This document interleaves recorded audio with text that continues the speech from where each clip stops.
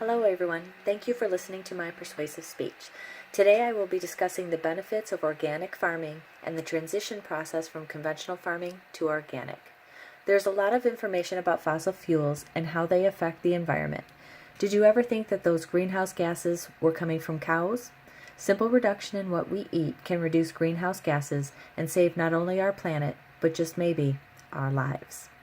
But what about the land that our food is grown on?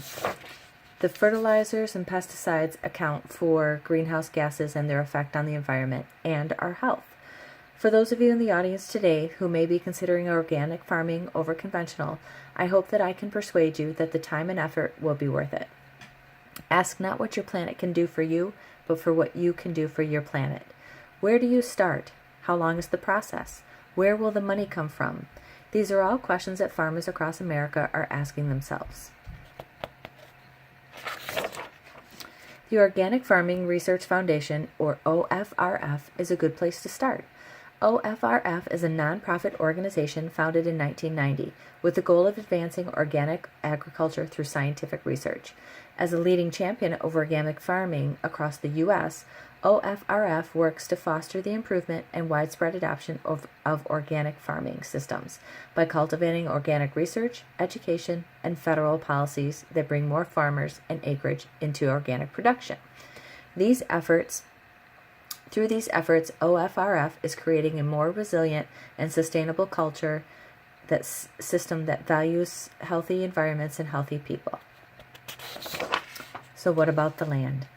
Organic farming uses less land. According to a recent article in the New York Times, the amount of farmland devoted to organic food is tiny. In most recent government tally in 2011, organic farmland, including that used for grazing, was less than 1% of cropland in the United States. The New York Times reported that given current trends, as much as 20% of cropland in America could be organic in the next decade or so, but land suitable for transition is getting hard to come by.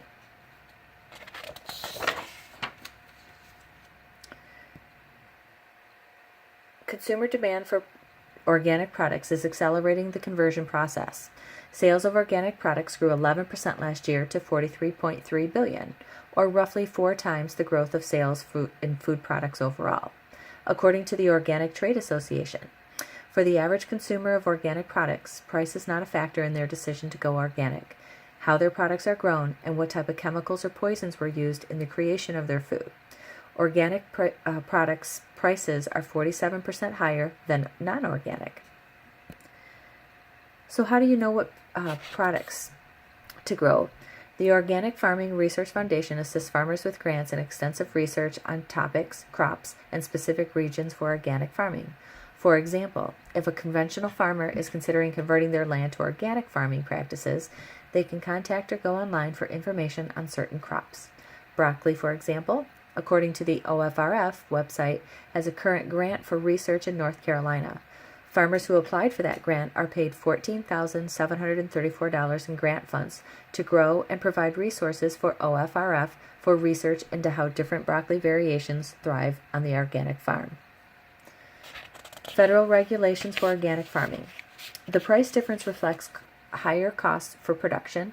Converting land to organic farming and keeping a farm organic isn't simply a matter of planting organic seeds. As reported in the New York Times, organic growers are prohibited from using synthetic fertilizers and pesticides and instead must rely on practices like crop rotation, cover crops, and composted manures to enrich the soil and prevent insects and weeds.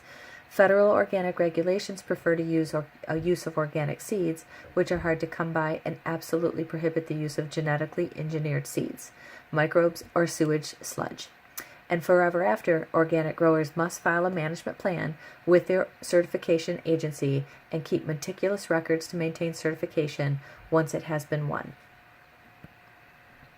The United States Department of Agriculture, or USDA, organic regulations describe organic agriculture as the application of a set of cultural, biological, and mechanical practices that support the cycling of on-farm resources, promote ecological balance, and conserve biodiversity. One farmer cited in the New York Times article noted that labor costs are 3 times what they were for conventional farming. but that is primarily because the weeds need to be eliminated by hand. Without using pesticides, the process can take additional time. Also, the equipment and tools needed are required to be cleaned before they can be used on any organic plot. The land transition can take up to 3 years to transition to an organic farm. According to the New York Times, the biggest challenge to going organic is 3 years the growers must spend managing land and transition under organic regulations before products grown there can be sold as organic. The USDA requires any land used to produce raw organic commodities must have had prohibited substances applied to it for the past 3 years. Until the full 36-month transition period is met, you may not sell, label, or represent the product as organic. Use the USDA organic or certifying agent seal. The USDA provides technical and financial assistance during the transition period through its Environmental Quality Incentives Program, or access a variety of funding options, conservation programs, and other programs and services for the organic sector on the USDA Organic Portal. However, big companies are also providing financial assistance to farmers during the transition time. Companies like Ardent Mills provide assistance to farmers to help offset some of those challenges. Ardent's plans to help farmers, for instance, pay for more crops grown on land undergoing the 3-year transition and help them choose rotational crops they can sell to supplement their income. It's not only the farmers who may need convincing. People who prepare food for their family should also consider reducing meat in their diet, purchase more organic products to help the planet. Organic food is growing in popularity. A consumer survey from The Balance was conducted and found that 41% of parents are buying organics.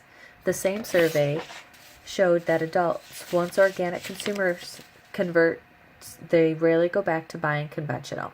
For farmers who are considering going more organic, this is good news. There are ways to reduce meat consumption in your diet. For families who primarily cook meat and potatoes, this short list from One Green Planet makes it more attainable to introduce organic foods into the diet while reducing meat.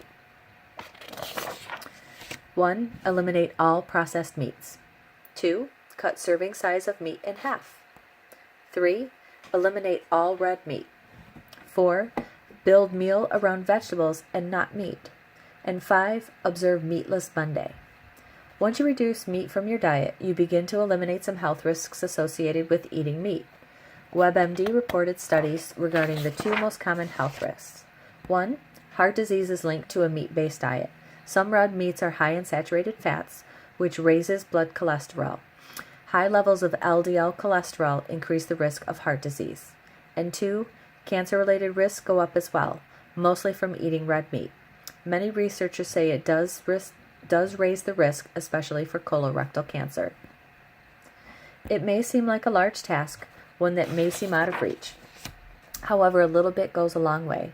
Farmers going organic not only use less land to do so, but may also see increased profits due to the ever-growing popularity of organic foods. Those who prepare foods we eat will rest assured knowing that the food they are preparing, when organic, may just save the life of the loved ones they are cooking for.